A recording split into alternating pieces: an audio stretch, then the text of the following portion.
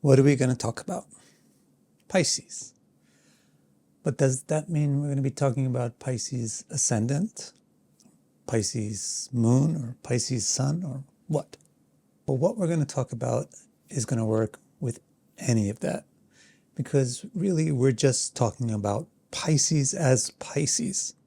Of course, the thing that's causing Pisces to be relevant to you, whether it be the ascendant, the sun, the moon, or some planets, will flavor and change the exact interpretation that you get from Pisces. But still, Pisces is uniform throughout all of those interpretations. What you know about Pisces is what you know about Pisces, whether you're interpreting the ascendant in Pisces or the sun in Pisces. In astrology, the ascendant is the cleanest activator of a sign. In other words, it adds as little of its own symbolism to the sign. So probably we could say that the description of Pisces that you'll get in this video would most easily fit with a Pisces ascendant. But definitely it will help you understand how to interpret anything in Pisces. Okay, so the major themes of Pisces are depth and introspection. And you can even just narrow it down further to depth. Introspection is kind of like an elaboration upon depths. Now, because it's about depths, Pisces symbolizes empathy. But that also means that it symbolizes confusion. It symbolizes comprehension, but that also means it symbolizes equivocation. It's about learning, but that also means that it signifies inconclusiveness. The other main branch of the trunk of Pisces is introspection. And that's why it symbolizes self-awareness. But that also means that it symbolizes introversion. Pisces symbolizes intuition, but that also means that it's all about fantasy. So as you can see, we've got 5 themes identified for Pisces, and each one is split onto a spectrum, from a positive effect to a negative effect. If there's just one thing that you can really understand from this video, the most important thing would be this. Try to realize that it's not either or for Pisces or any sign. Every sign signifies both of the ends of its positive-negative spectrum on all of its themes.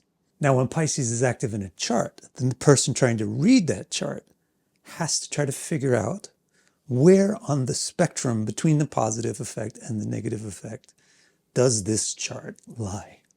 So it all comes down to knowing the condition of your Pisces in your chart. In the last section of the video, I'll try to explain the nuts and bolts of how you can do that. The key to sorting out how the symbolism would be utilized is to understand the dignity of the sign. At the end of this video, I'll explain how you figure out that dignity. For now, I want to just mention that I just released a new report which will sort out all the dignity for you and give you an exact balance for your rising sign of how much of the positive traits are versus how much of the negative traits. Okay, so now let's go into more detail about these specific things that Pisces symbolizes. So beginning with the branch about depth, Pisces is all about empathy. Empathy means that you feel what other people feel. So Pisces has a natural ability to empathize or feel what other people are feeling or think the way they think. Put oneself in someone else's shoes. And that's a fantastic ability that has so many good uses, whether it be in relationships or even whether it be for career. There's so many careers that really rely on having strong empathy and strong understanding of the other people that you're involved with. But the flip side of empathy is actually confusion. And the connection between the two is when you're empathetic, you're receiving a lot of signals. It's not just your own mind giving you signals, you're receiving signals from other people constantly. So what happens is you start to feel like there's too many voices in your head. It's because Pisces is so empathetic, it's because it's so sensitive to the viewpoints of other people that a Pisces native gets so many viewpoints into their mind that they get get blurry. And it's difficult to figure out which one is which or which one to focus on. Another positive symbol of Pisces is comprehension. Comprehension here, what I mean by it is like the intellectual ramification of empathy. Pisces can really understand what you're talking about. Just like it can understand other people's feelings, it can understand other people's ideas very spontaneously, very naturally, and very deeply. And so this makes Pisces really good for intellectual exchanges, especially where information needs to be understood from somebody else. Also, Pisces tends to be multiculturally inclined because it's easy for Pisces to understand why somebody in a different culture would do something a different way. Now, the flip side or the negative permutation of being so comprehensive is that you're going to be so equivocal. So again, it's because Pisces is empathetic and intellectually empathetic that it gets so many different cultures, systems, philosophies, sciences into its mind, which all have their merits. And then it becomes difficult to figure out which one is mine, which is the one that I really believe in, which is the one that I want to choose. And so people with a lot of Pisces in their chart are stereotyped as being very equivocal. They say one thing, and then you think they mean that, but then later they say something else, and you think they mean that, and in fact, they did mean both of those things. And so for people who are not Pisces dominant, especially if they're also not dual sign dominant, they get pretty confused when they deal with Pisces. Now, the third symbolism on the theme of Pisces being deep is that Pisces is very learned. It likes learning.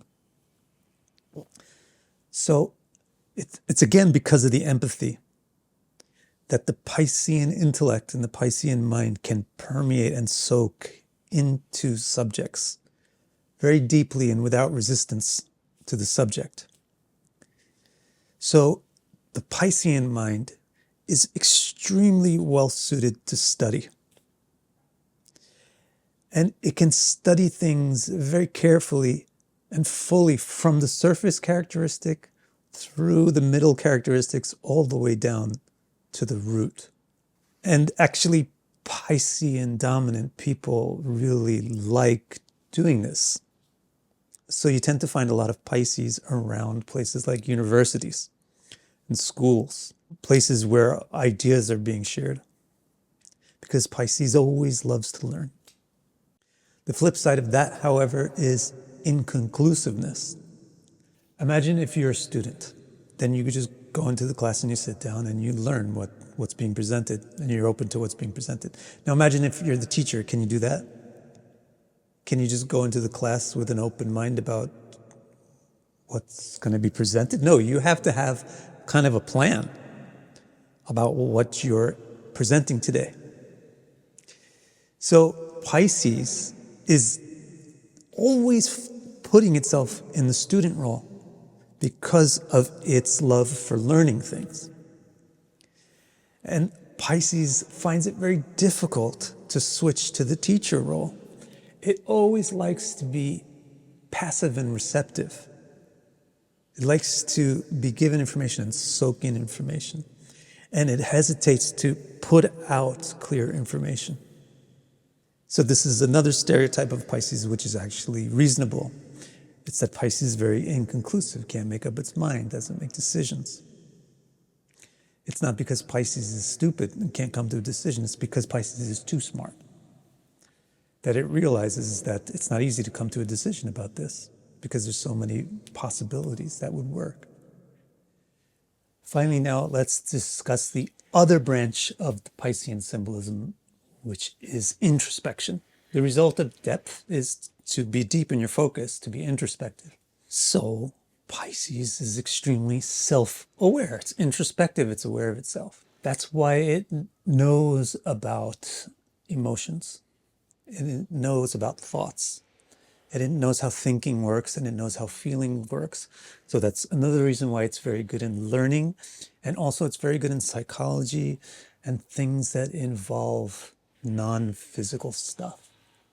But the flip side of all this introspective self-awareness, the negative result of it, is introversion. To use the word introversion in a negative sense, what we mean is you always look in and you're kind of scared or feel unable to or very unpracticed at looking out. So what this does is makes communication difficult. For Pisces, each and every word is a difficult choice. How should I express what is going on inside myself? I can immediately understand what's going on inside myself by intuition. But how am I supposed to put this complicated, sophisticated, multidimensional thing into concrete words? That slows down the Piscean speech mechanism and also makes it sound more equivocal and timid. I just mentioned intuition, and that is in fact the next positive trait about Pisces is all this empathy and introspection means that Pisces has fantastic intuition. Intuition means literally the ability to comprehend without an extensive intellectual process or without any intellectual process at all. So that's what I was talking about. If Pisces being introspective, it can intuit what emotions mean and how emotions work. But if you ask it to translate things into words, then it has to intellectualize the intuition, which takes time and is very difficult. That's basically what an astrologer struggles with all day long.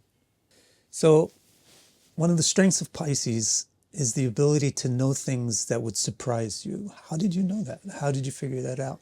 So Pisces is experiencing things on quite a deep level. That means it's drawing conclusions and doing its logical workings on things at a very deep level. Most people are not aware of what it's doing its processing on. Therefore, it looks like magic. How did you come to this conclusion? How did you know this? So it seems like psychic ability, ESP, or intuition. The flip side, or the negative permutation of being so intuitive is, well, just like anything else, you can get it wrong. Pisces has this flaw of its possibility to be very out of touch with what's really going on. Because in processing all of the inner depths of things, it's ignoring the obvious stuff. Furthermore, another implication, important implication of the word fantasy is, well, you just get stuck in all this introspection. So you get stuck inside your own head and you wind up daydreaming and fantasizing, and your thoughts and fantasies and so forth become more real than the real things. Now, the only remaining question is, how do you get this report so that you can get this information for yourself? You go to my website, victorcara.com, and you click on the readings link, and then you select what module you want. And then you click this to enter your birth data, and then you click this button to order it. Please. So if there's really just only one thing that you could learn from this video, what I would really hope the most that it is the concept or the understanding that in astrology, signs represent both positive and negative things simultaneously. And then when you see that sign active in a chart, you have the opportunity to figure out in that particular instance of the sign's activity, where is it on the spectrum between the two? Now, let me show you one or two ways that you could go about trying to do that. Now I'll explain the essential details about what sign dignity is and how you figure it out. Sign dignity is extremely useful for interpreting the houses, especially the first house, the rising sign. And you can also use it to interpret the dignity of any house that sign creates in any of the subdivisions as well, which is what I do in my report in the subdivisions module. So without going into too much explicit, mentally exhausting detail, here is basically how you figure out sign dignity. First of all, there's two things you need to know. You need to know the overall dignity of every planet, and you need to know how much aspect each planet is giving to each sign. Now, once you know those two things, you have 4 steps. You take the overall dignity of a planet and you multiply it by the percentage of aspect that the planet has on a sign. And that's how much dignity that planet is contributing to that sign. And by aspect, I also mean conjunction. However, when you do this, exclude the ascendant lord and exclude the sign's lord itself, because those will be handed separately.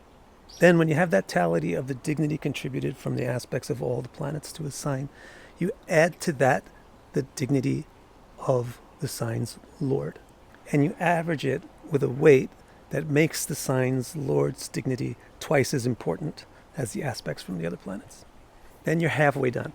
You got 2 more steps. Now we want to deal with the sign's lord and the first lord, whose influence is always positive. So just get the amount of aspect or conjunction from the sign's lord and the first lord to this particular sign that you're evaluating, and average them up with such a weighting that the sign's lord is twice as important as the first lord's. Now you're 3/4 of the way done. There's just one more step. You take the value that you got in step 3 and you average it with the value that you got before in step 2 in a weighting that makes step 2's 4 times more significant. Now the easiest way to do all this is to get it done for you in my new report. So to get this report for your birth chart, go to my website, vicdecara.com. Click on the readings section. At the top, you'll see this new report that has different modules you can include. Select whichever modules you want to include, at least the basic one. Then just click this to enter your birth data. And then after the birth data is entered, just click the buy button.